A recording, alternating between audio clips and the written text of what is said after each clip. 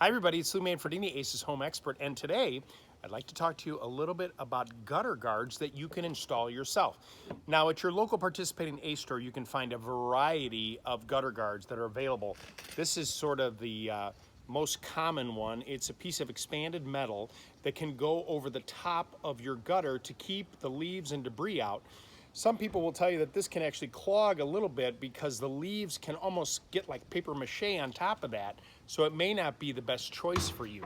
Now we do also offer different plastic lines that are very flexible like this. They come in different colors, brown, white, and these actually slide underneath the shingles and then clip on the top of the gutters and do a really nice job. Now what's important to note is when you're doing any kind of gutter guards, you clean out your gutters first. The benefit of using any of these systems is to keep you up off of a ladder and keep you safe. Now, a couple of my favorites are products like this. This is gutter stuff, which is actually almost like a giant sponge. And this is called gutter brush. Kind of looks like a giant caterpillar. These are the easiest to install because to talk about this, this gutter brush, you just tuck that in to the gutter like this. And you can see that the water will come in here, just buckets and buckets of water.